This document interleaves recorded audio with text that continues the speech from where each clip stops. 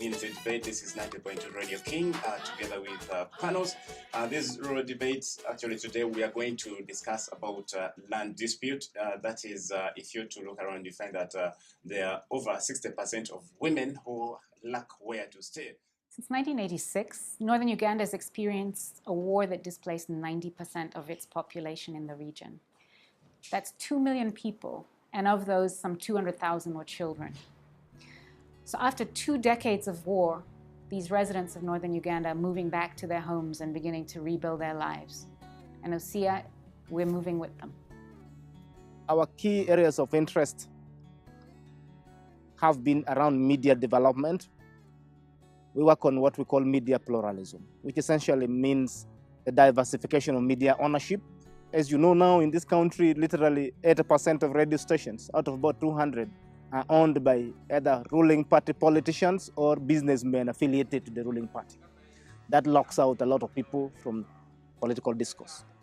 We had a special focus on women, especially as women are coming out of conflict and the particular issues that are affecting them. In the Acholi and Lango sub-regions, the issues of land, access to land for women whose husbands have died during the war, and the fact that land is predominantly owned by men and clans in the region.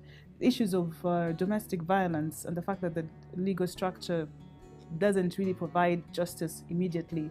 The process of accessing justice is very, very long. Issues of access to water, it's a big issue right now in Northern Uganda because most of the boreholes have been dormant for so many years, and therefore there are spoils, and those are critical issues for the women. The debates provided a platform for women not just to talk about their issues, but also have an opportunity to contribute to the issues that they felt were important to them, and have their voices included in this community dialogue. Debate is essentially taking the radio to the ordinary people to collect issues from their doorstep and bringing it to the public limelight.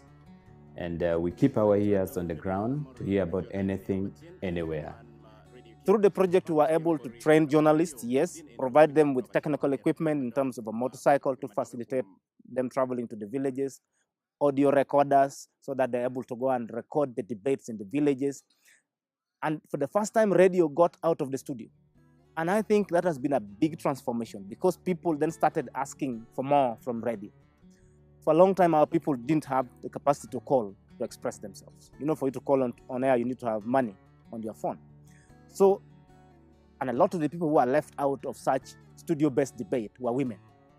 Now the women have found their voice, in my view, from the reports, monitoring reports that we have. Women have found their voice, the young people have found their voice, and radio has finally broken out of the studio, straight into the rural areas.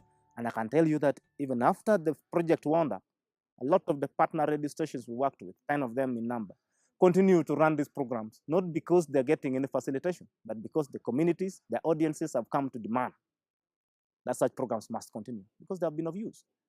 And essentially, we thank Open Society for that because without that funding, yes, our idea would not have come into reality.